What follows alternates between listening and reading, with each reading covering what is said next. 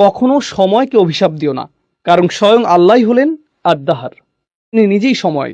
আল্লাহ নিজেকে সময়ের ঊর্ধ্বে হিসেবে বর্ণনা করেছেন। অতএব সময়কে অভিশাপ দিবেন না। এটা আসলে একটা ঐশ্বরিক গুণ। সুতরাং আমাদের কখনো এমন বলা উচিত নয় যে আরে ভাই সেদিন একটা খারাপ দিন ছিল, কিংবা এটা একটা বাজে বছর। সময়ের ব্যাপারে এরকম বিশেষণ ব্যবহার করা হয়। রাসূল সাল্লাল্লাহু আলাইহি সাল্লাম খুব পরিষ্কার ভাষায় এমন করতে নিষেধ করেছেন। অতএব একভাবে এটা বোঝা যায়, এবং সেটা হলো আল আসর হুয়াদ-দাহার। আল্লাহ আসরের কসম করেছেন, আর এর প্রায় একই অর্থ হচ্ছে আদ-দাহার, যা কোরআনে এসেছে। অতএব এটা তাৎপর্যপূর্ণ, এটা গুরুত্ববহ, এমন কিছু যা আলোচনার দাবি রাখে। অন্যভাবে বললে আল্লাহ মানবজাতির প্রতি সময়ের গুরুত্বের ব্যাপারে দৃষ্টি আকর্ষণ করেছেন। এটা একটা অর্থ। দ্বিতীয় অর্থ হলো আমরা শপথের উদ্দেশ্য বিধিও নিয়ে আলোচনা করছি। আরবি পরিভাষা এটা হলো মুকসাম বিহি, মুকসাম আলাইহি। আমি এর দ্বারা যা বুঝেছি তা হলো, খুব সংক্ষেপে বোঝানোর চেষ্টা করি। কেউ বলল আমি আল্লাহর নামে শপথ করছি যে আমি এই কাজটি করিনি। এটা একটা বড় বাক্য। আমি আল্লাহর নামে শপথ করছি যে আমি এই কাজটি করিনি। এখানে শপথের বিধেয় হলো আল্লাহ শব্দটি। তাহলে উদ্দেশ্য কি? আমি কাজটি করিনি। তাহলে এখানে একটা উদ্দেশ্য, অপরটি বিধেয়। এই সূরাতেও শপথের একটা বিধেয় রয়েছে, সেটা কি? ওয়াল আসর। তাহলে উদ্দেশ্য কি? ইন্নাল ইনসানা লাফি খুসর। আল্লাহ বলেন তিনি সময়ের নামে শপথ করছেন, কালের নামে শপথ করছেন। তারপর তিনি ঘোষণা দিয়েছেন যে সকল মানুষ চরম ক্ষতির মধ্যে ডুবে আছে। সুতরাং এখানে বিধেয় হলো সময়, আর উদ্দেশ্য হচ্ছে মানুষের চরম ক্ষতির মধ্যে থাকা। কোরআনে বা প্রাচীন আরবি অলঙ্কার শাস্ত্রে যখন এভাবে বলা হয়, বিধেয়কে আসলে উদ্দেশ্যের প্রমাণস্বরূপ হিসেবে ধরা হয়। একে এভাবেই দেখা হয়, বিধেয় হলো উদ্দেশ্যের প্রমাণ, এটা হলো উদ্দেশ্যের দলিল।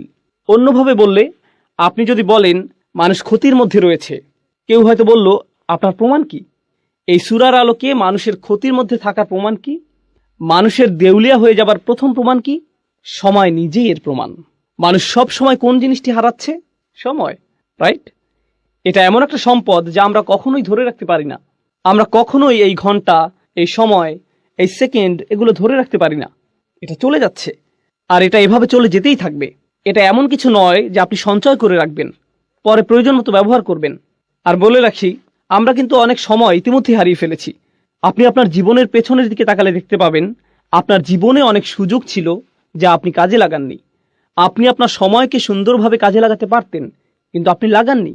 আপনার এই সুযোগ ছিল, সেই সুযোগ ছিল, কিন্তু আপনি পুরোপুরিভাবে আপনার সময়কে কাজে লাগাননি।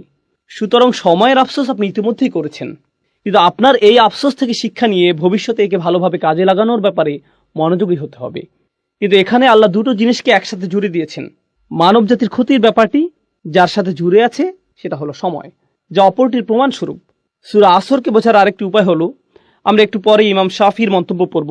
সূরা আসর দিয়ে বিভিন্ন জাতির প্রাণ বোঝানো হয়েছে। কোনো জাতির পুরো সময়কালকে উল্লেখ করে এটা। কোনো জাতির উত্থান পতন কিভাবে হয় আপনারা জানেন।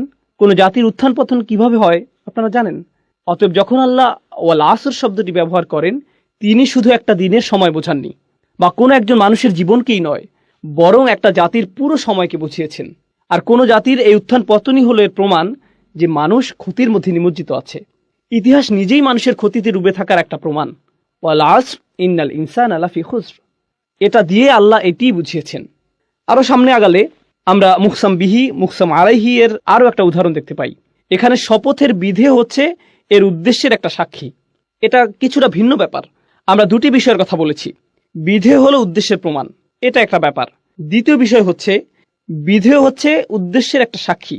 অন্যভাবে বলতে গেলে আল্লাহ উদ্দেশ্যের বিপরীতে একটা সাক্ষী নিয়ে আসলেন। সূরা আসরকে আমরা এভাবে বুঝতে পারি, আল্লাহ সময়কে কোনো কিছুর সাক্ষী হিসেবে এনেছেন।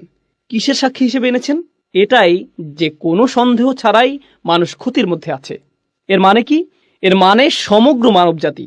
মুফাসসিরদের সরাসরি মন্তব্য পড়লে এটা আরো পরিষ্কার হবে, কিন্তু এখন আমরা এটা সংক্ষেপে বুঝতে পারি। আমরা মানুষেরা বিভিন্ন বিষয়ের দিকে দৌড়াই। আমরা এমন বিষয়ের প্রতি দৌড়াই যাতে আমাদের জীবনের আসল উদ্দেশ্যই হারিয়ে যায়। এই সূরার আগের সূরাটিতে এই বিষয় আলোকপাত করা হয়েছে, আলহাকুম আত-তাকাসুর। এটা আপনাকে ভ্রষ্ট করে। মাত্রাতিরিক্ত চাওয়া, প্রয়োজনের অতিরিক্ত চাইতে থাকা, এটা আপনাকে আপনার আসল উদ্দেশ্য থেকে ভ্রষ্ট করে। বেশিরভাগ মানুষই ভুল জিনিসের পেছনে দৌড়াতে গিয়ে আসল উদ্দেশ্যের প্রতি উদাসীন। তারা ভুল জিনিসের দিকে ছুটছে। এখন আমরাই কি প্রথম মানুষ যারা সম্পদের পিছনে ছোটে, বা সুন্দর বাড়ির প্রতি ছোটে, অথবা সুন্দরী কোনো মেয়েকে বিয়ে করতে আগ্রহী, ইত্যাদি ইত্যাদি? যাই হোক, আমরাই কি প্রথম মানুষ যারা এসবের পেছনে ছুটছে, নাকি পূর্বের মানুষেরাও এসবের পেছনে ছুটেছে? তারাও ছুটেছে, তারা এগুলোকে সফলতা ভেবে এসবের পেছনে ছুটেছে। যখন তারা এগুলো পাবে তারা সফল হবে। আর আল্লাহ সময়কে সাক্ষী হিসেবে নির্ধারণ করেছেন, যাতে আমরা দেখি পূর্ববর্তীরা এসবের পেছনে ছুটেছে আর ব্যর্থ হয়েছে। অন্যরা এসেছে, তারাও এসবের পিছনে ছুটেছে এবং ব্যর্থ হয়েছে। পরের লোকেরাও এসেছে এবং একই কাজ করেছে। হাজার বছর ধরে শত শত প্রজন্মের লোকেরা একের পর এক এই একই কাহিনী চলে আসছে। আল্লাহর এক অসাধারণ সৃষ্টি এইসব ঘটনা অবলোকন করছে। এটা একের পর এক এসবের সাক্ষী হয়েছে। আর আমাদের বেলায়ও এমনটা ঘটেছে। অন্যভাবে বললে মানব জাতির করুণ পরিণতির সাক্ষী হচ্ছে সময়। পরিশেষে আল আসর শব্দটির ব্যাপারে বলবো, আমরা এর ভাষাগত বিশ্লেষণে গেলে এটা আরো পরিষ্কার হবে। তবে আমরা এখনো এর সারাংশ পর্যালোচনা করছি। এর সারাংশের আরো একটি ব্যাখ্যা হলো, আসরের অন্যতম অর্থ হলো এমন সময় যা শেষ হয়ে যায় বা শেষের সময়। এমনকি আসরের নামাজও দিনের শেষাংশে পড়া হয়, তাই না? যখন সময় শেষ হয়ে যায়। আর ঐতিহাসিকভাবে বললে প্রাচীনকালে, বিশেষ করে আরব সমাজে, আসরকে ধরা হতো এমন সময় হিসেবে যখন ব্যবসায়ী বা পর্যটকরা খুব তাড়াহুড়া করত। যখন রাত নেমে আসতো তখন তারা অনেক বিপদের আশঙ্কা করত। হয়তো তারা তাদের সম্পদ হারিয়ে ফেলতে পারে, এমন ভয় পেত। সুতরাং বেশিরভাগ হাসাল এবং বাসাল হতো আসরের সময়। সেটা ছিল সবচেয়ে ব্যস্ত এবং তাড়াহুড়ার সময়। এমনকি এটাও শপথ হিসেবে নেওয়া হয়েছে। আল্লাহ দিনের অন্যান্য সময় শপথ হিসেবে ব্যবহার করেছেন। তিনি বলেন, অসুবহি ইযা আসফার ওয়াল ফাজরি ওয়া লায়ালিন আশর ওয়াদ-দুহা। এগুলো দিনের বিভিন্ন সময়ের বর্ণনা। আল্লাহ দিনের ভিন্ন সময়ের বর্ণনা দিয়েছেন। তিনি দিনের বিভিন্ন সময়ের কসম করেছেন। এমনকি ওয়ান নাহারি ইযা তাজাল্লা, রাইট, দিনের বেলার বর্ণনা। কিন্তু আসরের বর্ণনার বিশেষত্ব হচ্ছে এটা এমন সময় যা দিয়ে তাড়াহুড়া করা বোঝায়। অন্যভাবে বলতে গেলে এই সূরার সামনের দিকে আমরা পড়ব, আল্লাহ আমাদেরকে যা করতে বলেছেন তা সম্পূর্ণ করার জন্য আমাদের অনেক সময় হাতে নেই। এটা একটা জরুরি অবস্থার মতো, যা করার তাড়াতাড়ি করতে হবে। কারণ আমরা আমাদের জীবনের ভোর পার করে এসেছি। আমাদের জীবনের সূর্যাস্তের সময় ঘনিয়ে আসছে। সুতরাং আমাদের যা করার এখনই করতে হবে। আমাদের সময় শেষ হয়ে যাচ্ছে, সময় ফুরিয়ে যাচ্ছে। এই ধারণাটি ছোট একটা শব্দ আল আসর দিয়ে বোঝানো হয়েছে। সুতরাং এই শপথের শেষ মাহাত্ম্য হচ্ছে এতে তাড়াতাড়ি করার কথা বলা হয়েছে। এখানে বেশ কজন আলেমের মধ্যে মুফতি মুহাম্মদ শফি অন্যতম, যিনি সূরা আসরের মানুষের যে ক্ষতির কথা চিত্রিত হয়েছে তার তুলনা করেছেন এমন একজনের সাথে যে বরফ বিক্রি করছে। প্রাচীনকালে তো ফ্রিজ ছিল না, তাই না?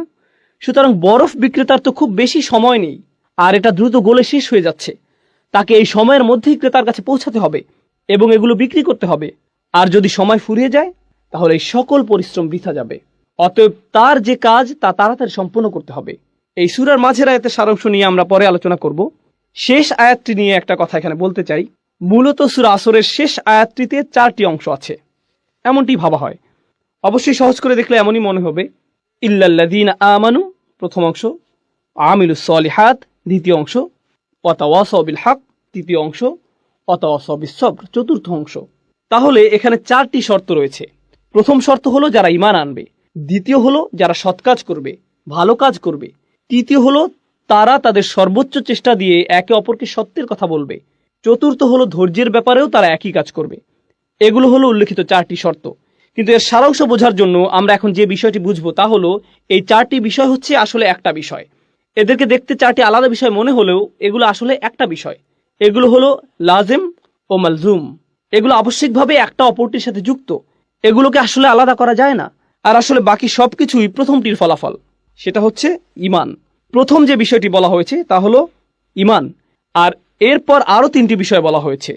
আমরা এখানে শিখব যে যার সত্যিকার অর্থে ঈমান আছে তার সাথে বাকি 3টি বিষয় আবশ্যিকভাবে ঘটবে, অবশ্যই ঘটবে। আর যদি সেগুলো না হয় তাহলে ভাবুন কি পরিপূর্ণ হয়নি? ঈমান। অতএব কেউ যদি তার ঈমান আছে কিনা পরীক্ষা করতে চায়, সে সূরা আসরে বর্ণিত ঈমানের ন্যূনতম পরিমাণ যাচাই করে দেখতে পারে। ঈমানের ফলাফল কি? কেউ ঈমান আনলে এর পরে কি ঘটে? আমিলুস সলিহাত, তাওয়াসাউ বিল হক, তাওয়াসাউ বিস সবর। যদি এই বিষয়গুলো না ঘটে তাহলে নিশ্চয়ই ঈমানের কোথাও ঘাটতি আছে।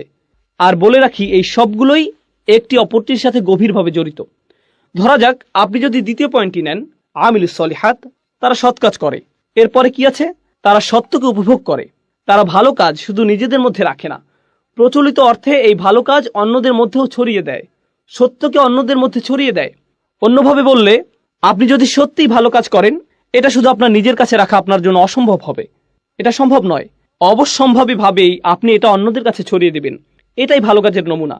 আর যখন আপনি অন্যদের মধ্যে ছড়িয়ে দেবেন, আপনি কিছু মানুষ পাবেন যারা আপনার এই কাজকে পছন্দ করবে, আবার কিছু মানুষ পাবেন যারা আপনার এই কাজকে ঘৃণা করবে। আর যখন আপনি এমন কিছু মানুষ পাবেন যারা আপনার কাজকে ঘৃণা করছে, আপনি আবশ্যিকভাবেই নিজের মধ্যে কি তৈরি করবেন? সবর। আপনার অবশ্যই এটা থাকতে হবে। এগুলো প্রত্যেকটি সম্পর্কযুক্ত বিষয়, এগুলো একটা অপরটির সাথে যুক্ত। আর সামনে এগুলো নিয়ে আমরা আরো যাচাই করবো ইনশাআল্লাহ তাআলা। এই জন্য এই সূরাটি ঈমানের বিভিন্ন ফলাফলকে সবচেয়ে সুন্দরভাবে ফুটিয়ে তোলে, যা কোরআনে দু একবার এসেছে। কখনো আল্লাহ বলছেন আল্লাযীনা আমানু, আল্লাযীনা আমানু, শেষ, ব্যাস। কারণ বাকিটুকু কি? ঈমানের ফলাফল। সুতরাং আপনি যদি ঈমানকে ভালোভাবে বুঝতে পারেন, তাহলে বাকিটুকু এমনিই বুঝে যাবেন। কখনো আল্লাহ একটু বাড়িয়ে বলেছেন আল্লাযীনা আমানু ওয়া আমিলুস সলিহাত, দুটি বিষয় বলা হয়েছে। কিন্তু এই সূরায় তিনি দুটি বিষয় বলেননি, তিনি চারটি বিষয় বলেছেন। আর আপনি যদি লক্ষ্য করেন, এগুলোর মধ্যে শেষের দুইটি কি? তাওয়াসাউ বিল হক, তাওয়াসাউ বিস সবর। এগুলো হলো মূলত কাজের বর্ণনা, এগুলো কাজ। সুতরাং আমিলুস সলিহাত একটা কাজ, তাওয়াসাউ বিল হক, তাওয়াসাউ বিস সবর, এই দুটিও হলো আমল, আমালাইন, এই দুটিও কাজ। অন্যভাবে বললে আমরা এখানে জানতে পারলাম যে আল্লাহ দুটি কাজের প্রতি আলোকপাত করেছেন। আমি গতকালও এটা নিয়ে বলেছি, আল্লাহ এখানে এমন দুটি বিষয়ের প্রতি আলোকপাত করেছেন যা সাধারণত মানুষ এড়িয়ে যায়। যখন তারা ভালো কাজের চিন্তা করে, যখন তারা ভালো কাজ করতে চায়, এগুলো তারা সাধারণভাবে ভাবে না। তাই এখানে এই দুটি বিষয় পরিষ্কারভাবে বলে দেওয়া হয়েছে, যাতে মানুষ বুঝতে পারে যে এগুলো হচ্ছে ন্যূনতম। তাওয়াসাউ বিল হক, তাওয়াসাউ বিস সবর, এগুলো সাথে জুড়ে দেওয়া হয়েছে। এখন আমি আপনাদেরকে একটা দৃশ্য কল্পনা করতে বলবো। আমি নিজেও এটা থেকে উপকৃত হয়েছি, যে আমার শিক্ষক ডক্টর আব্দুস সামি একটা দার্সে বলেছিলেন। ডক্টর ইসরারও এটা নিয়ে বিস্তারিত আলোচনা করেছেন। আমার কাছে এটা খুবই উপকারী মনে হয়েছে। আর সূরা আসরের তাফসিরে যাওয়ার আগে আমরা এর শিক্ষাগুলো নিয়ে আলোচনা করব, এর সারাংশ বুঝব। আমরা এই সূরার শিক্ষাগুলো একজন অমুসলিমের যৌক্তিক দৃষ্টিভঙ্গির আলোকে বোঝার চেষ্টা করব। যখন আপনি একটা সমস্যার সম্মুখীন হন, হয়তো কারোর সাথে বিবাদ, জীবনের কোনো সমস্যা, যে কোনো সুস্থ স্বাভাবিক মানুষ এই অবস্থায় সর্বপ্রথম কি করবে? সে সর্বপ্রথম যেটা করবে তা হলো তার সেই সমস্যাটির অবস্থাটি ভালোভাবে যাচাই করবে। প্রথম কাজ হলো এর আসল অবস্থা বোঝা, এর সত্যিকারের কারণ খুঁজে বের করা। আপনি নিশ্চয়ই মানুষ কি বলে তা দিয়ে এটা যাচাই করবেন না, আপনি নিজেই ঘেঁটে দেখবেন। আর এটা যত বড় সমস্যা, আপনি তত ভালোভাবে এর সত্যতা যাচাই করবেন। আপনি নিজে এর প্রকৃত অবস্থা খুঁজে বের করবেন। এখানে মুসলিম হওয়ার সাথে কোনো সম্পর্ক নেই, বরং এখানে সততার প্রশ্ন। একজন সৎ মানুষ, একজন সৎ বিচারক অবশ্যই এটা করবেন। ধরুন আপনার পরিবারে কোনো বিষয় ঝগড়া লেগেছে, আপনার পরিবারের কিছু সদস্য কোনো বিষয়ে ঝগড়া করছে, আর তারা বিষয়টি আপনার সামনে উপস্থাপন করলো। অসৎভাবে আপনি কি করলেন? আপনি হয়তো আপনার একজন কাজিনকে পছন্দ করেন না, আপনি অন্যজনকে পছন্দ করেন। আপনি যাকে পছন্দ করেন না তার বিরুদ্ধে আপনার রায় দিয়ে দিলেন, ঠিক? কিন্তু সত্যিকারের সততা বা ন্যায় বিচার কি? সেটা হলো আপনি প্রথমে ঘটনার প্রকৃত অবস্থা যাচাই করবেন। ওকে, এরপর আপনি যখন সত্যটি খুঁজে পেলেন, তখন আর এটা খুঁজে পাওয়াই যথেষ্ট নয়, বরং আপনি অবশ্যই এর পক্ষে দাঁড়াবেন, আপনি এর পক্ষে রায় দিবেন। আপনাকে এই সত্যের পক্ষে কাজও করতে হবে। এটাও হতে পারে যে আপনি সত্যটি খুঁজে পেয়েছেন, কিন্তু আপনি সেই সত্যটি পছন্দ করছেন না। আর যখন আপনি সেটা পছন্দ করছেন না, আপনার মন সেই সত্যের পক্ষে কাজ করতে সাড়া দিচ্ছে না। সুতরাং আপনি যা সত্য হিসেবে বিশ্বাস করছেন তা আপনার কাজে পরিলক্ষিত হচ্ছে না। আমরা এমন অবস্থাকে কি বলি? বিশ্বাসঘাতকতা। এটাই নিফাক, এটাই বিশ্বাসঘাতকতা। কিন্তু আপনি যদি কোনো কিছুকে সত্য হিসেবে খুঁজে পান, তখন এটা নিয়ে বাঁচা, এতে লেগে থাকা, বাস্তবায়ন করা, কাজে লাগানো, এটা আপনার সততার মধ্যে পড়ে। আর এটাই আবশ্যিক ফলাফল। এখন আপনার নিজের মধ্যে এটা নিয়ে আসা একটা ব্যাপার যে এটা অন্যায়, আমি এটা আর করব না। আমি খুঁজে পেয়েছি যে এটা একটা খারাপ কাজ, আমি আর কখনো এটা করব না। আমি খুঁজে পেয়েছি এটাই আমার করা উচিত, অতএব আমি এটাই করব। এখন আপনি যখন দেখেন অন্যরা এটা করছে, আমরা এমন একটা সমাজে থাকি যেটা নিজের চরকায় তেল দাও এই নীতিতে চলে। এটা নবীদের নীতি ছিল না, এটা মুসলিমদের নীতি নয়। আমি বলতে চাচ্ছি, যদি নবীরা শুধু নিজেদের চরকায় তেল দিতেন, তাহলে নামাজ ও আল্লাহর জিকির ব্যক্তিগত হতো। সূরা মুজাম্মিলে আমরা দেখি নবী করিম সাল্লাল্লাহু আলাইহি সাল্লামকে বলা হচ্ছে, কুমিল লাইলা ইল্লা কলিলা নিসফাহু আও ইনকুস মিনহু কলিলা আও জিদ আলাইহি ওয়ারাত্তিল কুরআনা তারতিলা। কুরআন পড়ো, আল্লাহকে স্মরণ করো, এটা তার নিজের জন্য। কিন্তু অন্য সূরায় আমরা কি দেখতে পাই? মুজাম্মিল ছাড়া অন্য সূরা কোনটি? মুদ্দাসসির। ইয়া আইয়ুহাল মুদ্দাসসির কুম ফাআনজির ওয়া রাব্বাকা ফাকাব্বির। ওঠো, যাও, সতর্ক করো। কাকে সতর্ক করো? অন্যদেরকে। তাদের বলো যে তারা যা করছে তা ভুল। এখন আপনি যদি আপনার সামনে কোনো কিছুকে ভুল হিসেবে জানেন আর আপনার সামনে তা হয়ে থাকে, মানুষ হিসেবে আপনি এটা মানতে পারবেন না। আপনি বলবেন তোমাদের এটা করা উচিত নয়। আপনাদেরকে একটা বাস্তব উদাহরণ দেই। ধরুন আপনি জানেন অন্যদের মাল সম্পদ নষ্ট করা ভালো নয়, এগুলো মানুষের হক। মানুষের মাল সম্পদের ক্ষতি করা অনুচিত। আপনি হয়তো রাস্তা দিয়ে যাচ্ছেন, কিছু বাচ্চা রাস্তায় ক্রিকেট খেলছে, আপনি দেখছেন ওরা খুব জোরে বল করছে, আর এটা গিয়ে অন্যের গাড়িতে লাগলো। এখন আপনি নীতিটা জানেন, নীতিটা হলো তাদের এটা করা উচিত নয়। আপনি নিজে এটা করছেন না, সুতরাং আপনি নিজে কোনো খারাপ কাজ করছেন না, আপনি অপরাধী নন, ঠিক আছে। কিন্তু সেটা কি যথেষ্ট? আপনি দেখে হেঁটে যাবেন, নাকি আপনার মাথায় আসবে যে আমার এদেরকে বলা উচিত যে এই কাজটি ঠিক নয়? আমি তাদেরকে বলি যে তাদের অন্যদের ক্ষতি করার কোনো অধিকার নেই, আমার ন্যায়ের পক্ষে দাঁড়ানো উচিত। যখন আপনি ন্যায়ের পক্ষে দাঁড়াতে চাইবেন তখন আপনার মাথায় অন্য চিন্তা আসবে, যা আপনাকে ন্যায়ের পক্ষে দাঁড়াতে দিবে না। আপনার মাথায় কি আসবে? এরা সবাই মিলে আমাকে পেটাতে পারে, আমাকেই বল বানিয়ে খেলতে পারে, তাই না? গাড়ি ভাঙার বদলে আমাকেই ভেঙে দিবে। অতএব আমার মুখ বন্ধ রাখা উচিত। আমি জানি যে এটা খারাপ, আমি নিজে এটা করব না, কিন্তু আমার এই সাহস নেই যে আমি এদেরকে থামতে বলবো। আমি জানি এটা আমার করা উচিত, আমি অবশ্যই করব, কিন্তু আমার এই সাহস নেই যে আমি অন্যকে বলবো তোমারও এটা করা উচিত। অন্তত পক্ষে কাউকে বলুন। আপনি যদি কাউকে বাধ্য করতে না পারেন, অন্তত তাকে বলুন। এখন ব্যাপার হচ্ছে, একজন সৎ মানুষ, একজন সাহসী মানুষ শুধু নিজে সেই কাজ থেকে বিরত থেকেই ক্ষান্ত হয় না, তারা কি করে? তারা এটা নিয়ে কথা বলে। আর কাফিররাও এটা করে, অমুসলিমরাও এটা করে, মুশরিকরাও এটা করে। এদেরকেও হয়তো বিশ্বাস করে যে প্রাণীদের হত্যা করা উচিত নয় ইত্যাদি। তারা শুধু নিরামিষাশী হয় না, তারা কি হয়? প্রাণী অধিকার সংরক্ষক। তারা জনসম্মুখে তাদের দাবি জানায়। কোনো ব্যাপারে তারা প্রথমে নিজেরা বিশ্বাস করে, এরপর তারা নিজেরা সেটা মানে। এরপর কি করে? তারা জনসম্মুখে এর দাবি জানায়, এমনকি এর জন্য তারা মার খায় কিংবা হয়তো নির্যাতনের শিকার হয়। এরা কিন্তু মুসলিম নয়। যারা এমন কিছু করার সিদ্ধান্ত নিয়েছে, সবার জন্য একই প্রক্রিয়া। এগুলো কোথা থেকে এসেছে? এগুলো সবই তাদের বিশ্বাস থেকে এসেছে। তাদের বিশ্বাস খুবই শক্তিশালী হয়ে থাকে, এতটাই যে তাদের আচরণ এতে বদলে যায়। শুধু আচরণই বদলে ক্ষান্ত হয় না, এমনকি তারা এটা নিয়ে কথাও বলে। আর যখন তারা এটা নিয়ে কথা বলে, নানান সমস্যায় পড়ে, তারা ধৈর্য ধরে, মনে প্রাণে ধৈর্য ধরে। তারা লেগে থাকে, যাই হোক না কেন আমরা এটা আদায় করবই। সুতরাং এই পুরো প্রক্রিয়াটা শুরু হয় বিশ্বাস থেকে। এখানে বলে রাখি, শুধু ইসলামেই এমন হয় না, বরং যে কোনো আদর্শের ক্ষেত্রেই এটা প্রযোজ্য। কমিউনিস্টরা এমন করেছিল, টিএনএম স্কয়ারের ছাত্ররা এমন করেছিল, ইরানিরা এমন করেছিল। যখন তারা শাহদের বিপক্ষে জিতেছিল, তারা প্রথমে বিশ্বাস করেছে, তারা নিজেদের পরিবর্তন করেছে, তারপর তারা এর পক্ষে দাঁড়িয়েছে, এটা নিয়ে কথা বলেছে।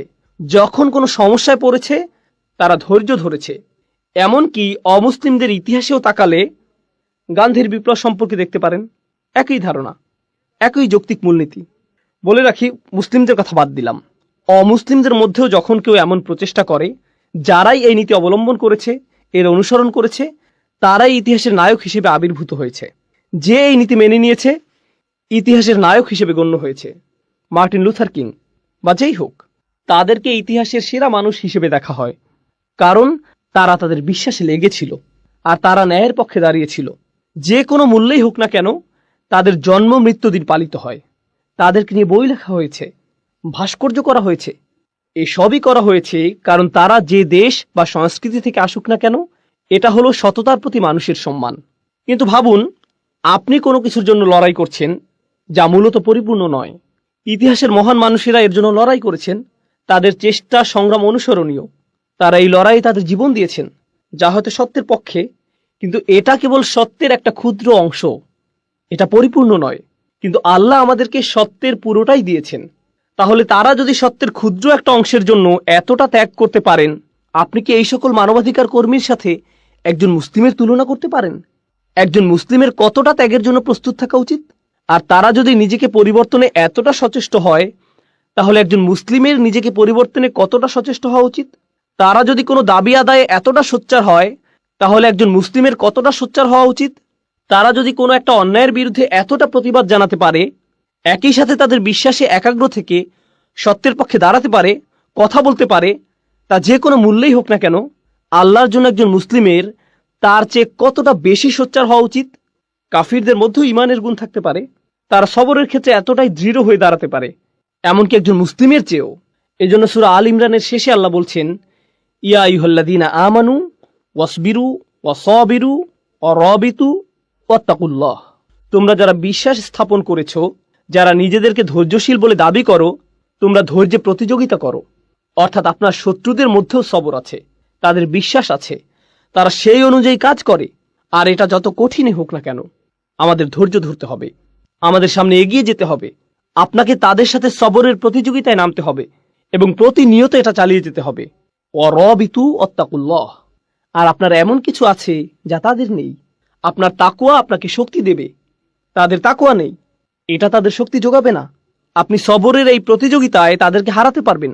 সুবহানাল্লাহ। তাহলে তাফসিরে যাওয়ার আগে এটাই ছিল এই সূরার সারাংশ। এখন ইনশাআল্লাহ তাআলা শুরু করতে পারি। আমরা প্রথমে ওয়াল আসর আয়াতটি নিয়ে শুরু করব। আমরা ইতিমধ্যে শপথ ও তার মাহাত্ম্য নিয়ে আলোচনা করেছি। তাহলে আমরা কিছু সাহাবী এবং সালাফদের মন্তব্য পড়তে চাই। আমরা ইবনে আব্বাস রাদিয়াল্লাহু তাআলা আনহুর মন্তব্য দিয়ে শুরু করব। তিনি বলেন, এটা যুগের প্রতি ইঙ্গিত করে, অর্থাৎ বিভিন্ন জাতির সময়কালকে এবং বিভিন্ন যুগ ও শতাব্দীর প্রতি, যা মানবজাতি পার করে এসেছে। অন্যভাবে বললে, যখন আমরা বলি মানুষ ক্ষতির মধ্যে থাকার প্রমাণ হিসেবে আল্লাহ মানবজাতির সমগ্র ইতিহাসকে দাঁড় করিয়েছেন, এমনকি আজ পর্যন্ত, এটাই ইবনে আব্বাস রাদিয়াল্লাহু তাআলা আনহু এক কথায় বলেছেন। ইবনু কিসান বলেছেন, আসর বলতে দিন ও রাত্রিকে বোঝানো হয়েছে। অন্যভাবে বললে, মানুষের রাত ও দিনের মধ্যে পার্থক্য অনুধাবন করে বোঝা উচিত যে সে ক্ষতির মধ্যে আছে। একজন মুসলিম যখন রাতের আধার দেখে এবং যখন সে দিনের আলো দেখে, সুবহানাল্লাহ। সুতরাং এটা বলা খুব সহজ যে দেখুন তারা কি বলছে, কিন্তু যখন তারা এটা বলছে, এর অর্থ আসলে কি? কুরআন পড়ে আমরা কি বুঝলাম, আর দিন বা রাতকে আমরা কিভাবে দেখি, আর কিভাবে আমরা সময়কে দেখি, এগুলো প্রবাহমান বিষয়। মাঝে মাঝে আমরা সালাফদের বিভিন্ন তাফসির দেখি, এক শব্দ বা দুই শব্দ, পুরো আয়াতের তাফসির মাত্র একটা শব্দ। কিন্তু আপনি যদি সেই শব্দটি নিয়ে চিন্তা করেন, আপনি বুঝতে পারবেন এই মানুষগুলো কতটা গভীর জ্ঞানের অধিকারী ছিলেন। তারা খুব অল্প কথায় অনেক কিছু বলে গিয়েছেন। এটা আমরা বললে অনেক কথার প্রয়োজন হয়, কিন্তু তারা খুব অল্প কথায় অনেক কিছু বলেছেন। তাদের ভাষা ছিল অলংকারপূর্ণ। এরপর একইভাবে হাসান আল বসরি বলেছেন, এটা দিনের শেষাংশ থেকে সূর্যাস্ত পর্যন্ত সময়কে বোঝানো হয়েছে। এখানে আসরের শুরু থেকে সূর্যাস্ত পর্যন্ত সময়কালকে বোঝানো হয়েছে, যা আমি আপনাদেরকে আগেই বলেছি যে প্রাচীনকালে এই সময় অনেক ব্যস্ততা এবং তাড়াহুড়া থাকতো। এটা দিয়ে একটা যুগের পরিসমাপ্তিও বোঝানো হয়। মানে হচ্ছে এক একটা দিন এক একটা যুগের মতো, অতএব একটা যুগের শেষ। এটা দিয়ে মূলত বোঝানো হয় যে মানুষের জীবন মূলত মৃত্যুর কিনারায়। মানুষ তার জীবন শেষ হওয়ার কিনারায় দাঁড়িয়ে, ঠিক যেভাবে সূর্যের আলো নিভে যায় আর অন্ধকার নেমে আসে। আপনার এই দুনিয়াবী জীবনটাও শেষ হওয়ার পথে, আর আপনি মৃত্যুর দিকে এগিয়ে যাচ্ছেন। বিষয়টিকে এভাবে ভাবুন, তাহলেই আপনি নিজের মধ্যে ব্যস্ততা নিয়ে আসতে পারবেন। কাতাদা রাদিয়াল্লাহু তাআলা আনহু বলেন, এটা হলো দিনের শেষ ভাগ। দুজনেই মন্তব্য করেছেন যে এটা হলো আসরের নামাজ। আসর সম্পর্কে তাদের অভিমত হলো এটা হচ্ছে সালাতুল আসর। আর এটা মূলত তাফসির করার একটা পদ্ধতির আলোকে বলা হয়। সেটা হলো, যখন আল্লাহ কোনো কিছু নিয়ে কসম করেন, তার অর্থ এটা অবশ্যই কোনো পবিত্র বিষয়। কসম করার কয়েকটি অর্থের মধ্যে এটা অন্যতম। এই পদ্ধতির আলোকে তারা বলেছেন, আসরের নামাজ হলো পবিত্র। কিভাবে এটা পবিত্র? আল্লাহ বলেন, হাফিজু আলাস সালাওয়াত ওয়াস সালাতিল উস্তা, তোমরা নামাজকে সংরক্ষণ করো, বিশেষ করে মাঝের নামাজকে। আর মাঝের নামাজ কোনটা? আসরের নামাজ। অতএব আল্লাহ এখানে আসরের নামাজের জন্য বিশেষভাবে একটা পয়েন্ট বলেছেন। আসরের নামাজের ব্যাপারে কেন তিনি বলেছেন? কারণ সেই সমাজের সাথে মিলিয়ে বলেছেন। সেই সমাজে কখন তারা সবচেয়ে বেশি ব্যস্ত থাকতো? আসরের সময়। তখনই মিটিং হতো, আসল কাজটা তখনই করা হতো। দোকানপাট তখনই সবচেয়ে ব্যস্ত থাকতো। যখন দোকানপাট সবচেয়ে বেশি ব্যস্ত থাকে, তখন সেটা বন্ধ করে নামাজে দাঁড়ানো সবচেয়ে কঠিন হয়, তাই না? যখন কোনো গুরুত্বপূর্ণ মিটিং হয়, ঠিক তখনই আসরের সময়, যাতে তাদের দুনিয়াবী কাজ তারা বাদ দিয়ে নামাজে দাঁড়াতে পারে। তাই আল্লাহ এখানে কসম করে বলছেন যে যদি তারা এটা না করতে পারে, তারা চরম ক্ষতির মধ্যে পড়ে যাবে। সুবহানাল্লাহ। তারপরে আইসারাত তাফসিরে আমরা দেখি, এখানে বলা হয়েছে আদ-দাহরু কুল্লুহু, আসর দিয়ে পুরো সময়কে বোঝানো হয়েছে। আর শাব্দিক বিশ্লেষণে আমরা দেখতে পাই এতে আছে আদ-দাহর ও আল আসর। সূরা ইনসানে আল্লাহ বলছেন, হাল আতা আলাল ইনসানি হিনুম মিনাদ দাহর। এখানে দাহর শব্দটি ব্যবহৃত হয়েছে, আর এই সূরায় আসর শব্দটি ব্যবহৃত হয়েছে। অতএব আমরা এই দুইটি শব্দের মধ্যে পার্থক্য বুঝতে পারলাম। যাই হোক, আইসারাত তাফসিরে সময়কে বা সময়ের কিছু অংশকে বোঝানো হয়েছে। এখানে সময়ের অংশ বলার কারণে কিছু কিছু মুফাসসির বলছেন আসর বলতে এখানে নবীজি সাল্লাল্লাহু আলাইহি সাল্লামের জীবনকালকে বোঝানো হয়েছে। তারা একে এভাবে ব্যাখ্যা করেছেন, কারণ কোরআনের অন্যান্য জায়গায় আল্লাহ নবীজির জীবনের শপথ করেছেন, লা উমরুকা, তিনি নবী সাল্লাল্লাহু আলাইহি সাল্লামের জীবনকালে শপথ করেছেন। তাই তারা এখান থেকে এই অর্থ নিয়েছেন যে যখন আল্লাহ বলেন ওয়াল আসর, তার অর্থ এটা দিয়ে নবীজি সাল্লাল্লাহু আলাইহি সাল্লামের জীবনকে বোঝানো হয়েছে। অন্যভাবে বললে শেষ নবীর জীবনকে পুরো মানব জাতির জন্য এমনভাবে পাঠানো হয়েছে, যদি তারা তাকে অনুসরণ না করে তবে তারা ক্ষতির মধ্যে পড়ে যাবে। এ দুটোর মিল বুঝতে পারছেন? কারণ এটা হচ্ছে এই পৃথিবীর সূর্যাস্তের সময়ের মতো, সূর্যাস্ত হওয়ার মতো ঘটনা। তিনি হচ্ছেন শেষ নবী। শেষ নবীর আগমন এই পৃথিবীর শেষ হওয়ার জন্য অনেক বড় একটা নিদর্শন, আর তার জীবনটাই মানুষের এই চরম ক্ষতির অনেক বড় একটা প্রমাণ। সুতরাং এভাবে তারা আল আসর শব্দটির ব্যাখ্যা করেছেন। এরপরে আল জুজাজি বলেন অর-রব্বিল আসর। আসলে মুফাসসিরদের মধ্যে কিছু কিছু মুফাসসির এভাবে ব্যাখ্যা করেছেন, যখন আল্লাহ তাআলা কোনো সৃষ্টি নিয়ে কসম করেন তারা ধরে নেন রব শব্দটি মাহযুফ, এর আগে রব ধরে নিতে হবে। সুতরাং তিনি বলেন আমি সময়ের স্রষ্টার নামে শপথ করছি। যখন আল্লাহ বলেন ওয়াল ফাজর, এই মুফাসসিরগণ এর ব্যাখ্যা করেছেন অরব্বিল ফাজর, ওয়াদ-দুহা, অরব্বিদ দুহা, এভাবে তারা এগুলো ব্যাখ্যা করেছেন। ইতিহাসে কিছু মুফাসসির এমনটি সব সময় করে গেছেন। যদিও এই মতটি সংখ্যায় নগণ্য, তবু আমি এটা আপনাদের সাথে শেয়ার করা জরুরি মনে করি, কারণ এটাও আহলে সুন্নাহ ওয়াল জামাতেরই অংশ, এটা আমাদের ইতিহাসেরই অংশ। যাই হোক, সবশেষে ইবনে কাসির রাহিমাহুল্লাহ বলেন এটা দিয়ে পুরো সময়কে বোঝানো হয়েছে, যাতে আদম আলাইহিস সালামের সন্তানদের যে কোনো কাজ সংঘটিত হয়েছে, তা হোক ভালো কাজ বা মন্দ কাজ। আর এই ভালো মন্দ উল্লেখ করে তিনি বলতে যাচ্ছেন যে মানুষ যাই করে তার বেশিরভাগই কি হয়, খারাপ না ভালো। যেহেতু তারা খারাপ কাজটাই বেশি করে, তাই তারা ক্ষতির মধ্যে আছে। সময় দিয়ে বোঝানো হয়েছে তাদের দুটো করারই সামর্থ্য আছে, কিন্তু তারা যেহেতু বেশি খারাপ কাজ করে, তাই তারা ক্ষতির মধ্যে আছে। এখন আমরা শুধু আসর শব্দটির শাব্দিক বিশ্লেষণ দেখব। আসর শব্দটি একটা ক্রিয়ামূল থেকে এসেছে, যার মূল শব্দ হলো আসরাহু আও ইতাসারাহু, দুটি ব্যবহৃত হয়েছে। ইফতিয়াল একই সাথে সুলাসি মুজাররাদও ব্যবহৃত হয়েছে, যার শাব্দিক অর্থ হলো তিনি চাপ দিয়েছেন, চিপে বের করেছেন, নিংড়ে নিয়েছেন।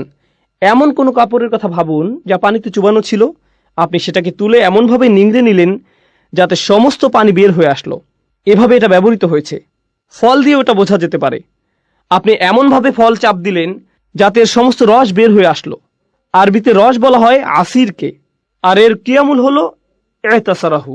উদাহরণস্বরূপ ইতাসারাত তুফাহ, এর মানে হচ্ছে সে আপেলের রস বের করে ফেলল, কোনো কিছু নিংড়ে বের করা, এটা হচ্ছে প্রথম অর্থ। আসরা সাওবান, সে কাপড় থেকে পানি বের করে ফেলল। এরপর কোরআনে আমরা পাই অফিহি ইয়াসিরুন, এটা হলো মুদারে, এভাবেও কোরআনে এসেছে অফিহি ইয়াসিরুন, তারা এ থেকে জুস বের করে নিল। যেভাবে তারা আগের কালে আঙুর বা জলপাই জাতীয় ফল থেকে মদ বানাতো, এখানে সেই চিপে বের করা বলতে এরকম বোঝানো হয়েছে, যেভাবে রস বের হয়ে আসে। একজন কবি বলেন আমাদের নেতাদের মধ্যে কেউ যদি আপনার মতো এভাবে চিপে বের করে দিত, মানে হচ্ছে এক গোত্রের একজন অন্য গোত্রের নেতার কাছে গিয়ে কিছু টাকা পয়সার আশা করত। সে টাকা পয়সা পাওয়ার আশায় তাকে গিয়ে বলতো আপনার এত টাকা আছে, আপনি যা খরচ করেন তা তো কেবলমাত্র কিছু বিন্দুকণা, এই ধনভাণ্ডারের পুরোটাই আপনার আছে। আমার আশা আমাদের নেতারাও আপনার মতো এভাবে টাকা খরচ করত, যদি আমরা তার কিছু বিন্দুকণা উপভোগ করতে পারতাম। আসলে সে তাকে প্রশংসা করত যাতে সে কিছু টাকা পেতে পারে। এটাই কাব্যের বৈশিষ্ট্য। এই কবিতাগুলো পড়ার সুবিধা হচ্ছে এ থেকে আপনি তৎকালীন আরবের ভাষার ব্যবহার সম্পর্কে ধারণা পাবেন। এতে আমরা বুঝতে পারবো আল্লাহ তৎকালীন আরবের মানুষের সাথে কি ভাষায় কথা বলেছেন, কারণ এটাই তাদের ভাষা, এই ভাষাতেই তারা কথা বলে। এরপরে আমরা দেখি আসরাত শব্দের ব্যবহার। প্রাচীন আরবের একটা চমৎকার শব্দ। এটা এমন নারীকে বোঝাতে ব্যবহৃত হয়েছে যে তার পূর্ণ যৌবনে পা দিয়েছে, কেউ তার যৌবনের শেষ অবস্থায় পড়েছে, তখনই আসরাত স্ত্রীবাচক শব্দ ব্যবহৃত হয়েছে। অথবা এমন মেয়ের ক্ষেত্রে যে প্রাপ্তবয়স্ক হয়েছে, তখনও আসরাত শব্দের ব্যবহার হয়েছে। এখানে আমরা পাই মেঘেরা এমন অবস্থায় পৌঁছেছে যাতে বাতাস এসে তাদের নিংড়ে দিয়ে যায়। এটা একটা ছবির মতো ভাষা। মেঘগুলো কাপড়ের সাথে তুলনা করা হয়েছে, যা এমনভাবে চিপড়ানো হয় যাতে বৃষ্টি ঝরে পড়ে। কুরআনেও আমরা এই শব্দের ব্যবহার দেখতে পাই। ও আনজালনা মিনাল মুসিরাতি, একই শব্দ। ও আনজালনা মিনাল মুসিরাতি মা আন সাজ্জাজা, একই মূল শব্দ ব্যবহৃত হয়েছে। আমরা মেঘমালা সৃষ্টি করেছি যা নিংড়ে বের করা হয়, অর্থাৎ বাতাসে এরা একে অপরের সাথে ধাক্কা খায়, এভাবে এগুলো চাপ খায় এবং বৃষ্টি পড়ে। এই আয়াতে এরকম চিত্র আমরা দেখতে পাই। আমি আপনাদের আগেও বলেছি, আমি এখন বলছি এটা কোথা থেকে এসেছে। শরহে শাফিতে শিহাব লিখেছেন আসর হচ্ছে এমন একটা সময়কাল যখন কেউ মারা যায়, অথবা এমন সময়কাল যা ইতিহাসে দেখা যায় যখন কোনো জাতি বিলুপ্ত হয়, যখন কোনো জাতি ধ্বংস হয়। এটা আমি আপনাদেরকে শুরুতে বলেছিলাম। এমন সময় যখন তাড়াহুড়া করা হয়, কিংবা এমন সময় যাতে মানব জাতির করুণ পরিণতি ঘটে। আসরের সাথে এই দুটি অর্থই সম্পৃক্ত। পরিশেষে আমরা আরও কিছু দেখি, যেমন মা ফাআলতুহু আসরান। এটা বলতে বোঝানো হয় আমার কাজটি যখন করা উচিত ছিল আমি তখন করিনি। সুতরাং আসর হচ্ছে এমন সময় যাতে আপনার কোনো কিছু করা উচিত। সূরা আসরে এটা যেভাবে প্রয়োগ করা হয়েছে সেটা আমরা এভাবে বুঝতে পারি, ওয়াল আসর ইন্নাল ইনসানা লাফি খুসর। মানুষ নিঃসন্দেহে ক্ষতির মধ্যে আছে, আর এর পরিবর্তনের সময়টি হচ্ছে এখন, এই মুহূর্তে এটা পরিবর্তন করা উচিত। আসর শব্দের এটা একটা মাহাত্ম্য। একইভাবে এমন সময় এসেছে যখন তার আসার কথা নয়, যখন তার আসার কথা নয়, এমন সময় যখন তার আসার কথা নয়। এগুলো হচ্ছে শুধুমাত্র আসর শব্দের অর্থ। আমাদেরকে সময়ের প্রতি গুরুত্ব দেওয়ার কথা বলা হয়েছে, যা প্রতি মুহূর্তে আমাদের কাছ থেকে হারিয়ে যাচ্ছে।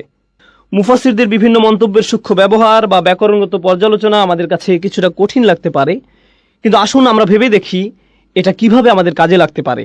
আমাদের দিনে 24 ঘন্টা সময় আছে।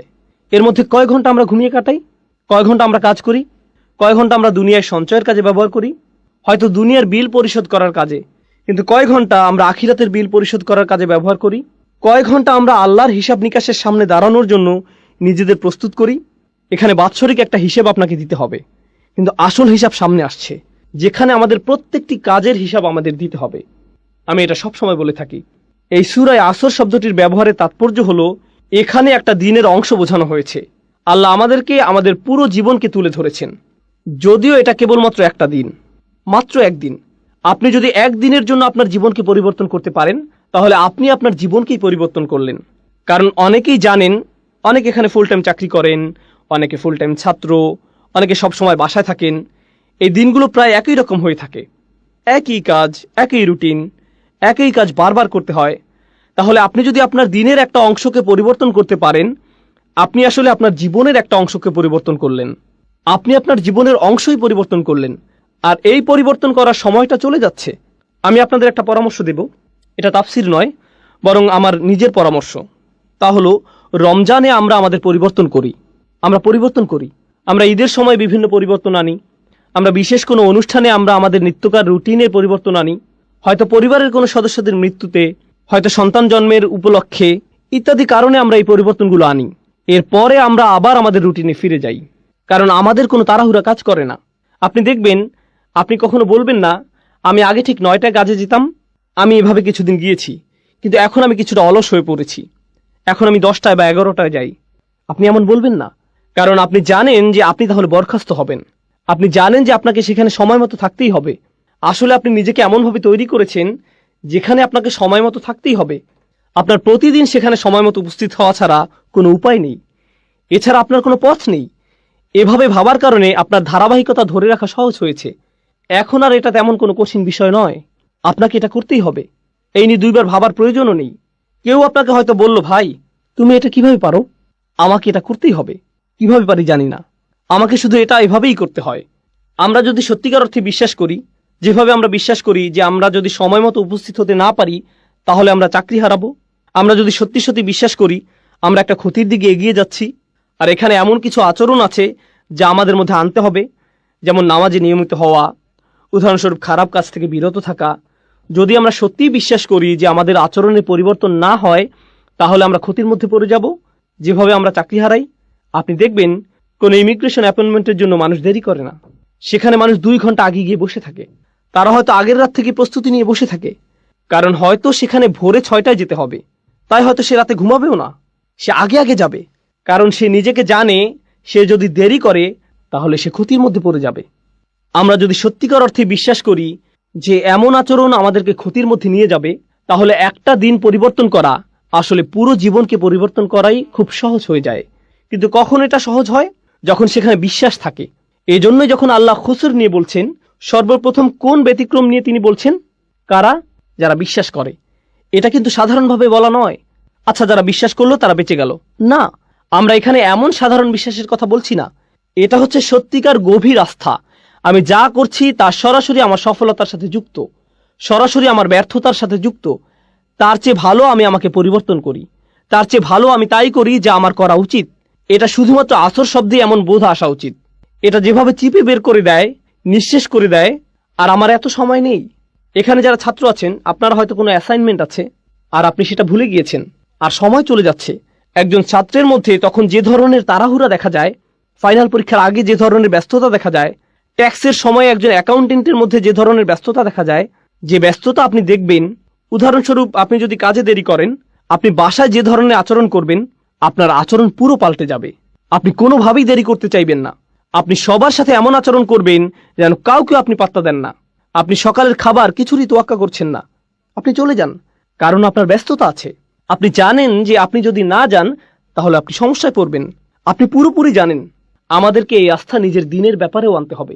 আপনার বস যদি আপনাকে বলে, আমি কসম করে বলছি তোমার সমস্যা হবে, যদি আপনার বস এটা বলে, সে যদি বলে আমি কসম করছি, সে হয়তো অফিসে আসলো, সে আপনাকে নির্দিষ্ট করে বলল না, সে বলল প্রত্যেক কর্মচারীর বিশাল ক্ষতি হবে, আমি কসম করছি তোমাদের প্রত্যেকেরই ক্ষতি হবে, এবার অনেক বড় লোকসান হবে। আপনি কি মনে করেন সে যখন চলে যাবে আপনাদের মধ্যে কি কেউ বলবে হ্যাঁ হ্যাঁ আমার কিছু হবে না, আমি ঠিক আছি? না, সে নির্দিষ্ট করে কিছু বলেনি। সে বলেনি কিছু কর্মচারীর ক্ষতি হবে, সে বলেনি ওই যে তার ক্ষতি হবে। তিনি বলেছেন প্রত্যেকেরই ক্ষতি হবে, আপনাদের সবার ক্ষতি হবে। আর আপনারা অচিরে লক্ষ্য করবেন যে সময় চলে যাচ্ছে, ক্ষতির সময় এগিয়ে আসছে। আপনারা খুব শীঘ্রই বুঝতে পারবেন যে আপনারা কতটা ক্ষতির মধ্যে আছেন। এখন যখন আপনি এটা শুনবেন, এই দুনিয়ায় আপনার জন্য একটা ব্যস্ততা কাজ করবে। আপনার মনে হবে, ও আল্লাহ, আমার এখন কি করা উচিত? তিনি কি করতে চান? তিনি কেন রেগে আছেন? এমন কিছু কি আছে যা আমরা করছি না? এখন চিন্তা করুন, যখন আপনার একটা চাকরি থাকে, বলে রাখি আমি আপনাদের এই উদাহরণগুলো দিচ্ছি যাতে আপনারা এই সূরাটি আরো ভালোভাবে বুঝতে পারেন ইনশাআল্লাহ। মুসলিমের জীবনে এটা একটা গুরুত্ববহ সূরা। এটা একজন মুসলিমের জন্য এমন একটা উপহার যা আল্লাহ মাত্র 3টে আয়াতের মাধ্যমে দিয়েছেন, যা আমাদের জীবনকে পরিবর্তন করে দিতে পারে। তিনি আমাদেরকে পুরো কোরআন মুখস্থ করতে বলেননি, শুধু সূরা আসরটা মনে রাখবেন। সুবহানাল্লাহ, দেখবেন এটা কিভাবে আপনার জীবনকে পরিবর্তন করে দেয়। এখন চিন্তা করুন, আপনি একটা চাকরি পেলেন, আপনার বস আপনাকে বলল তোমার কাজ 4টি। প্রতিদিন আপনার কয়টি কাজ আছে? 4টি। মাঝে মধ্যে আপনার বস আপনাকে এমন কাজ দিবে যা আপনি খুব সহজেই পারবেন, আবার মাঝে মধ্যে আপনার এমন কাজ থাকবে যা আপনার করতে ভালো লাগবে না। কিন্তু যেহেতু আপনি এই চাকরিটি করছেন, আপনার কয়টি কাজ করতে হবে? সবগুলোই। আপনার হয়তো 2টি করতে ভালো লাগে, কিন্তু আপনাকে 4টিই করতে হবে। 2টি আপনার ভালো লাগে, 2টি আপনার ভালো লাগে না, কিন্তু 4টি কাজই আপনি করেন। এখন যদি কেউ মনে করে, বা আমি যদি মনে করি আমি শুধু 2টি কাজ করব, কারণ আমি এই 2টি খুবই ভালো পারি, আমি বাকি 2টি নিয়ে চিন্তা করব না, আমি এমনকি এগুলো ছুঁয়েও দেখব না। বস যখন দেখবে আমি এই 2টি কতটা ভালোভাবে করেছি, সে কি বাকি 2টির কথা ভুলে যাবে? এগুলো নিয়ে কোনো সমস্যা হবে না? তাহলে আপনি বাকি 2টি কাজ করলেন না। আপনার বস 1 সপ্তাহ পর আসলো, কত দূর করেছো? কাজের অগ্রগতি কি? আমি প্রথম কাজ 2টি শতভাগ করেছি। ও আচ্ছা, বাকি 2টির কি অবস্থা? আসলে আমি ওই 2টি করব না, কিন্তু দেখুন আমি এই প্রথম 2টি কত ভালোভাবে করেছি। এই লোকের কি অবস্থা হবে? আপনাদের কি মনে হয়, সে কি তার চাকরিটা ধরে রাখতে পারবে? আপনি যদি সম্পূর্ণভাবে সেগুলো নাও করেন, আপনাকে যে 4টি কাজ দেয়া হয়েছে সে 4টি কাজ আপনাকে করতেই হবে। আপনি হয়তো শতভাগ করতে পারেননি, কিন্তু আপনাকে প্রত্যেকটির অন্তত 70 ভাগ কাজ হলেও করতে হবে।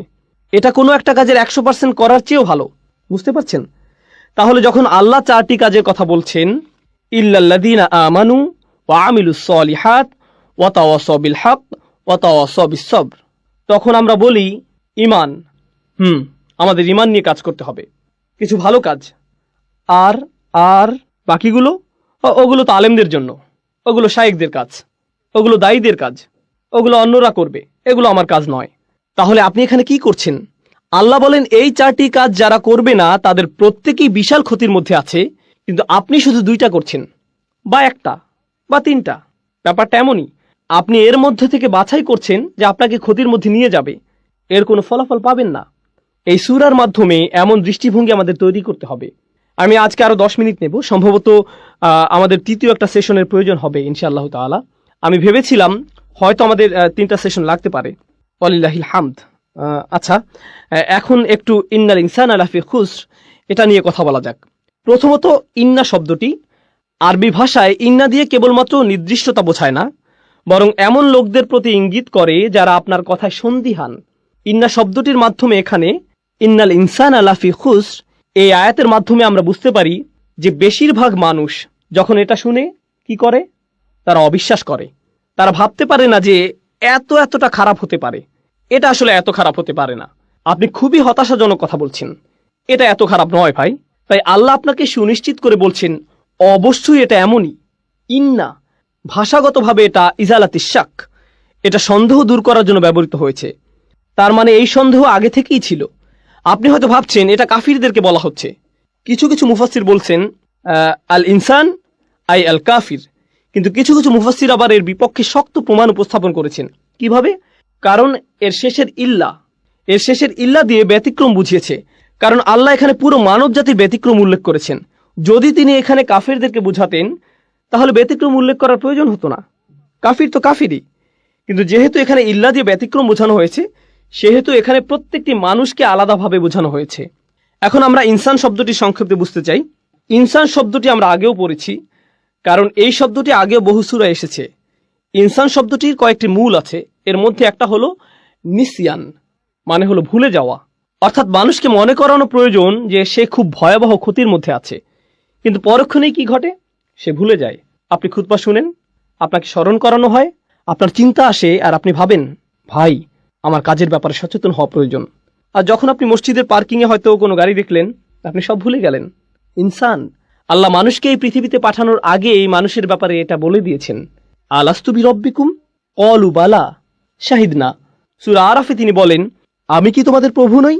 আমরা বলেছিলাম হ্যাঁ অবশ্যই আপনি আমাদের প্রভু, আমরাই এর সাক্ষী। আমরা পৃথিবীতে আসার আগেই আল্লাহকে এই সাক্ষী দিয়ে এসেছি যে তিনি আমাদের প্রভু। আর এখন আমরা ভুলে গিয়েছি, আমাদের মনে নেই।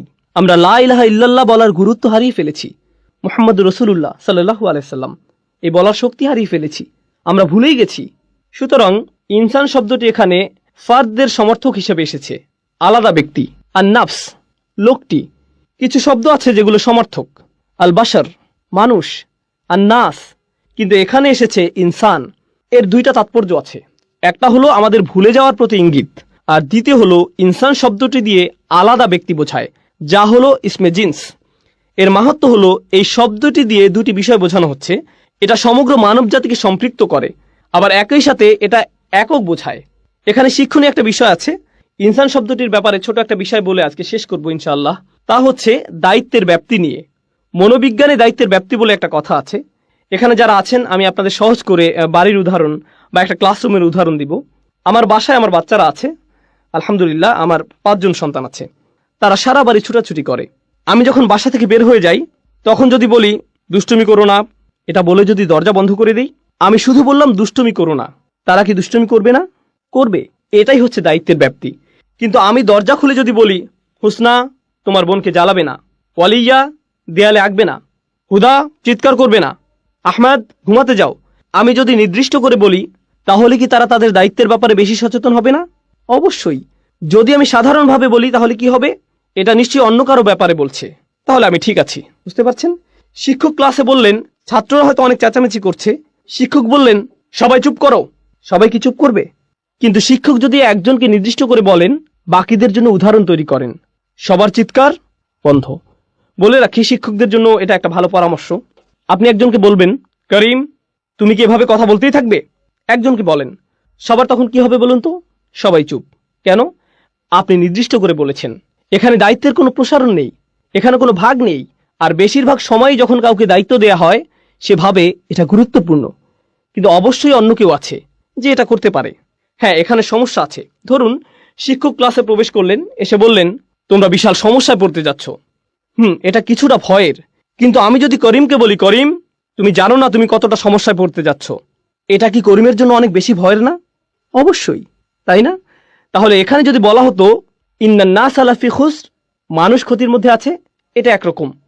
কিন্তু এখানে এসেছে ইন্নাল ইনসানা লাফি খুসর, প্রত্যেক এক এবং একক আলাদা ব্যক্তি ক্ষতির মধ্যে নিমজ্জিত আছে। তাহলে যখন কেউ এই আয়াতটি শুনবে তার কার ব্যাপারে ভাবা উচিত? তার নিজের ব্যাপারেই, অন্যদের কথা বাদ। অন্যরা এখানে আসবে না, আমি নিজেই বিশাল ক্ষতির মধ্যে আছি। আমার এই মুহূর্তে অন্য কারো ব্যাপারে ভাবা উচিত না, আমার শুধু নিজের কথাই ভাবা উচিত। যখন নিজেদের আমল প্রসঙ্গে আসে, যা বিচারের দিনে আমাদেরকে বাঁচিয়ে দিতে পারে, এখানে কোনো ছাড় দেওয়া যাবে না। সেদিন মা তার সন্তানকে চিনবে না, মা তার সন্তানকে চিনবে না। রাসূল সাল্লাল্লাহু আলাইহি ওয়াসাল্লাম বাদে অন্য সব নবীই বলবেন আমি তোমাদের জন্য সুপারিশ করতে পারবো না, অন্য কোথাও যাও। তোমাদের দেওয়ার মতো আমার কাছে কিছুই নেই।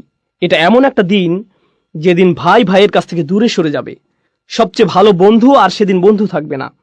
ইয়াউমা ইয়াফিরুল মারউ মিন আখিহি ওয়া উম্মিহি ওয়া আবিহি ওয়া তাকাত্তাআত বিহিমুল আসবাব। সবচেয়ে ভালো বন্ধু আর সেদিন বন্ধু থাকবে না। ওয়া তাকাত্তাআত বিহিমুল আসবাব। ইয়াউমা ইয়াফিরুল মারউ মিন আখিহি ওয়া উম্মিহি ওয়া আবিহি। আপনি আপনার পরিবারকে এতটাই ভালোবাসেন। এখানে বলে রাখি, মাঝে মধ্যে মানুষের ভালোবাসার কারণে আমরা খুবই খারাপ কাজ করে ফেলি। আমরা সত্যিকারই খুব খারাপ কিছু করে ফেলি। আর সেদিন যাকে জাহান্নামে নিক্ষেপ করা হবে সে বলবে, ওয়ামান ফিল আরদি জামিআ সুম্মা ইউনজিহ। সে আল্লাহকে বলবে, আমি কি আমার সন্তানের বদলে এই আযাব থেকে মুক্তি পেতে পারি? আপনি কি আমার ছেলেকে, আমার সন্তানকে আমার বদলে জাহান্নামের আগুনে দিতে পারেন? সে এভাবেই বলবে। বা আমার স্ত্রীকে, বা আমার ভাইকে, বা আমার মাকে, ওয়া উম্মিহি ওয়া আবিহি ওয়া সাহিবাতিহি, পরিবারের সবাইকে। ওমান ফিল আরদি জামিআ, সে সকল মানুষের দিকে তাকাবে এবং বলবে, ও আল্লাহ, আপনি আমাকে জাহান্নামে দিচ্ছেন, আপনি আমার বদলে এদেরকে জাহান্নামে দিন, এদের সবাইকে, কিন্তু আমাকে বাঁচিয়ে দিন। সুম্মা ইনজিহ, সে যেন মুক্তি পায়। সুবহানাল্লাহ। এই হলো সেদিনের সম্পর্কের ধরন। এখন চিন্তা করুন, সেদিন আপনি সবাইকে ভুলে যাবেন। তাহলে আমরা এখানে বুঝতে পারছি, আগে আমাদের এই দুনিয়ায় সবাইকে ভোলা উচিত। আপনি তাদের ব্যাপারে পরে ভাববেন। আপনি আগে কার ব্যাপারে ভাববেন? নিজের ব্যাপারেই। আমি বাচ্চাদের অভিভাবকদের আন্তরিকভাবে অনুরোধ করছি, আমি আশা করছি আমরা আমাদের বাচ্চাদের ব্যাপারে অনেক বেশি দুশ্চিন্তায় থাকি। আমরা নিজেদের ব্যাপারে ততটা দুশ্চিন্তায় থাকি না। ও, আমার ছেলেকে ইসলামিক স্কুলে ভর্তি করতে হবে, তাদেরকে একটা ভালো পরিবেশ দিতেই হবে। আপনি নিজে কি ভালো পরিবেশে আছেন? আপনি নিজে কেন অশ্লীল কিছু দেখেন? আপনি কেন অন্যকে গালি দেন? আপনি কেন ব্যবসায় প্রতারণা করেন? আপনি নিজেই কেন সময় মতো নামাজে দাঁড়াতে পারেন না? আমরা যাদেরকে ভালোবাসি তাদের ব্যাপারে এতটাই আন্তরিক যে আমরা আমাদের নিজেদের কথাই ভুলে যাই। সুবহানাল্লাহ। আপনি কি তাকে এটা বলতে পারেন, সেটা বলতে পারেন? তারা ইমামদের কাছে আসেন, আলেমদের কাছে আসেন, আপনি কি আমার সন্তানকে উপদেশ দিবেন? কেন, আপনার নিজের কি কোনো উপদেশ প্রয়োজন নেই? ও রিয়েলি? কারণ আমার মনে হয় আপনি যদি আপনার সন্তানকে বড় করেন, সবার প্রথমে আপনার উপদেশের প্রয়োজন। সবার প্রথমে আপনার উপদেশের প্রয়োজন। এতদিন আপনি কি করেছেন? আপনি কোথায় ছিলেন? কোথায় ছিলেন আপনি যখন আপনার নিজেরই বাচ্চাদের জন্য এগুলো করা প্রয়োজন ছিল? সুবহানাল্লাহ। ইন্নাল ইনসানা লাফি খুসর। এই আয়াতের মধ্য দিয়ে আমাদের নিজেদের উপরই সেই দায়িত্ববোধ ফিরিয়ে দেয়া হয়েছে। আমাদেরকে তাড়াতাড়ি করতে হবে। আসল ব্যাপারটা হচ্ছে, আমরা কেউই সেই ক্ষতি থেকে নিরাপদ নই। আমরা এখনো ক্ষতি নিয়ে আলোচনা করছি না, এটা পরবর্তীতে আলোচনা করব। আমরা এখনো শুধুমাত্র ইন্নাল ইনসান এখানে আছি। আমার মনে হয় আজকের মতো এতটুকুই যথেষ্ট। ইনশাআল্লাহ আগামী মঙ্গলবার ইনশাআল্লাহ আমরা বাকিটুকু পড়ে সূরা আসরের দার্স শেষ করব। ইন্নাল ইনসানা লাফি খুসর। সন্দেহাতীত ভাবেই, আলাদাভাবে প্রত্যেক ব্যক্তি যে বারবার ভুলে যায়, সবাই মারাত্মক ক্ষতির মধ্যে ডুবে আছে। তারা যখন এটা বুঝতে পারে, তাদের এটাও বোঝা উচিত যে আল্লাহ শপথ করেছেন যে সময় চলে যাচ্ছে, তাদের নিজেদের পরিবর্তন করার সময় শেষ হয়ে যাচ্ছে। আল্লাহ তাআলা আমাদেরকে সূরা আসরের শিক্ষাগুলো অনুধাবন করার তৌফিক দিন। আল্লাহ তাআলা আমাদের অন্তরে এর শিক্ষাগুলো গেঁথে নেওয়ার তৌফিক দিন, যেন আমরা এগুলো সব সময় স্মরণে রাখতে পারি। আল্লাহ যেন আমাদের সাহাবাদের মতো হওয়ার তৌফিক দেন, যারা যখনই একে অপরের সাথে দেখা করতেন সূরা আসর না পড়ে তারা একে অপরের সাথে বিদায় নিতেন না।